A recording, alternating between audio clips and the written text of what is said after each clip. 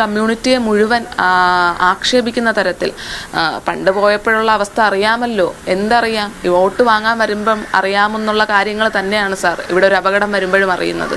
ആൾക്കാർ പ്രതികരിക്കുന്നവരാണ്. ആൾക്കാർ പ്രതികരിക്കുക തന്നെ ചെയ്യും. അവർക്കൊരു പ്രശ്നം വരുമ്പോൾ കൂടെ നിന്നില്ലെങ്കിൽ അവർ പ്രതികരിക്കാതെ വേറെ എന്ത് ചെയ്യണം? അപ്പം അത്തരം രൂക്ഷ പരാമർശങ്ങളോ അത്തരം നെഗ്ലജൻസോ നിങ്ങൾ കാണിക്കേണ്ടത് നിങ്ങൾക്ക് വോട്ട് ചെയ്തവരോടല്ല, അല്ലെങ്കിൽ നിങ്ങളെ വോട്ട് ചെയ്ത് നിങ്ങൾ ആ ഒരു പൊസിഷനിൽ ഇരുത്തിയവരോടല്ല.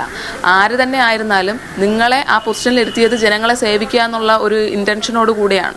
അത് നിങ്ങളെ കൊണ്ട് പറ്റുന്നില്ല എന്നുണ്ടെങ്കിൽ നിങ്ങൾ ഇറങ്ങി പോകണം. അതാണ് ഞങ്ങൾ ഉദ്ദേശിക്കുന്നത്. വിഴിഞ്ഞത്ത് നിന്ന് കാണാതായ മത്സ്യത്തൊഴിലാളി ജോൺ മത്യാസിൻ്റെ വീട്ടിലാണ് നമ്മളുള്ളത്. ഇന്നിപ്പോൾ 7 ദിവസം പിന്നിട്ടിരിക്കുകയാണ്. ജോണിൻ്റെ മകൾ ജിജി നമ്മോടൊപ്പം ചേരുകയാണ്. പിതാവ് 31-നാണ് പണിക്ക് പോയത് അല്ലേ? അതെ, 31-ാം തീയതി 1:30-ക്കാണ് ഇവിടുന്ന് പണിക്ക് പോയത്.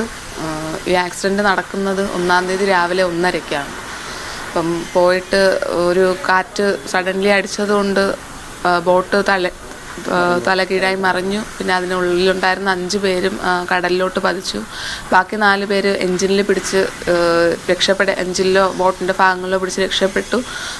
പപ്പയുടെ സൗണ്ട് അവർ കേട്ടെങ്കിലും അവർക്ക് ശബ്ദം കൊടുക്കാനോ പറ്റിയിട്ടില്ല എന്നാണ് അവർ പറഞ്ഞത്. പിന്നെ വേറൊരു കറണ്ട് പോലെ എന്തോ വന്നിട്ട് ആ ഒഴുക്കിൽ അങ്ങോട്ട് കൊണ്ടുപോയി എന്നാണ് നമ്മൾ അറിഞ്ഞത്. ഇപ്പോൾ തിരച്ചിൽ നടക്കുന്നതായിട്ട് പറയുന്നു. നിങ്ങൾക്ക് എന്തൊക്കെ ഇൻഫർമേഷനാണ് ഉള്ളത്? ശരിക്കും തിരച്ചിൽ തുടക്കത്തിലെ ഒരു റെസ്ക്യൂ ഓപ്പറേഷൻ എന്ന നിലയിൽ ഇതൊരു തുടക്കത്തിലെ ചെയ്യേണ്ട ഒരു പ്രവൃത്തിയായിരുന്നു. പക്ഷേ ഞങ്ങൾ കുറേ പേര് കോസ്റ്റ് ഗാർഡിലും ഫിഷറീസിൻ്റെ ഓഫീസ് വിഴിഞ്ഞത്തും പോയി കാര്യങ്ങൾ ശക്തമായിട്ട് എടുത്ത് പറഞ്ഞതിൻ്റെ ഭാഗമായിട്ട് തിരച്ചിൽ കുറച്ചുകൂടെ ഊർജിതമാക്കി. അതിനുശേഷം ഇന്നലെ കളക്ട്രേറ്റിൽ പോയപ്പോഴത്തേക്കും നമുക്ക് തന്ന ആ ഒരു ഇതിലൊക്കെ നമ്മൾ സാറ്റിസ്ഫൈഡ് ആണ്. അവർ പറഞ്ഞ കാര്യങ്ങളിലൊക്കെ നമ്മൾ സാറ്റിസ്ഫൈഡ് ആണ്. പക്ഷേ എൻ്റെ ക്വസ്റ്റ്യൻ, ഒരിക്കലും ഒരു അപകടം നടന്ന് 8 ദിവസം കഴിഞ്ഞിട്ടാണോ ഇത്രയും കാര്യക്ഷമമായിട്ട് പ്രവർത്തനങ്ങൾ ചെയ്യേണ്ടത്?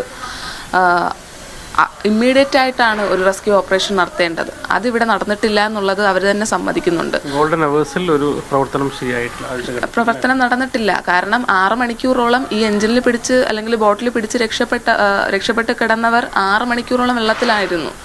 അത് കഴിഞ്ഞിട്ടാണ് വേറെ വെള്ളക്കാരാണ്, വേറെ മത്സ്യത്തൊഴിലാളികളാണ് അവരുടെ ആ വെള്ളത്തിൽ വന്ന് രക്ഷിച്ച് കരയിലോട്ട് എത്തിക്കുന്നത്.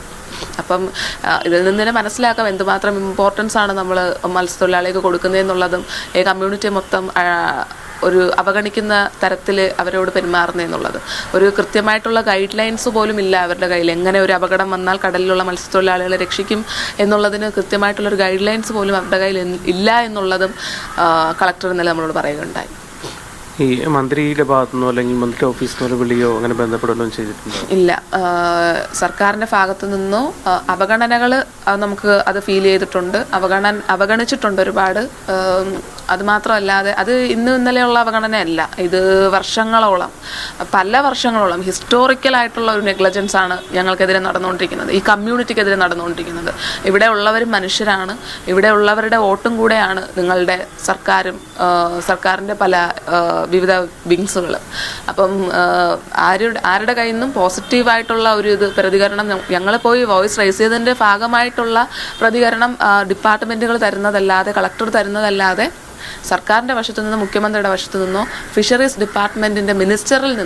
മിനിസ്റ്ററിൽ നിന്നോ യാതൊരു ഒരു കോണ്ടാക്റ്റും നമുക്കുണ്ടായിട്ടില്ല.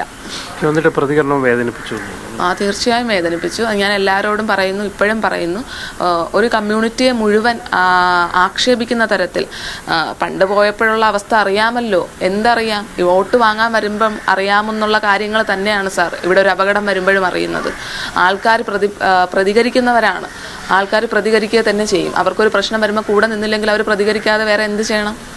അപ്പം അത്തരം രൂക്ഷ പരാമർശങ്ങളോ അത്തരം നെഗ്ലജൻസോ നിങ്ങൾ കാണിക്കേണ്ടത് നിങ്ങൾക്ക് വോട്ട് ചെയ്തവരോടല്ല, അല്ലെങ്കിൽ നിങ്ങളെ വോട്ട് ചെയ്ത് നിങ്ങൾ ആ ഒരു പൊസിഷനിൽ ഇരുത്തിയവരോടല്ല. ആര് തന്നെ ആയിരുന്നാലും നിങ്ങളെ ആ പൊസിഷനിൽ ഇരുത്തിയത് ജനങ്ങളെ സേവിക്കുക എന്നുള്ള ഒരു ഇൻറ്റൻഷനോട് കൂടിയാണ്. അത് നിങ്ങളെ കൊണ്ട് പറ്റുന്നില്ല എന്നുണ്ടെങ്കിൽ നിങ്ങൾ ഇറങ്ങി പോകണം. അതാണ് ഞങ്ങൾ ഉദ്ദേശിക്കുന്നത്.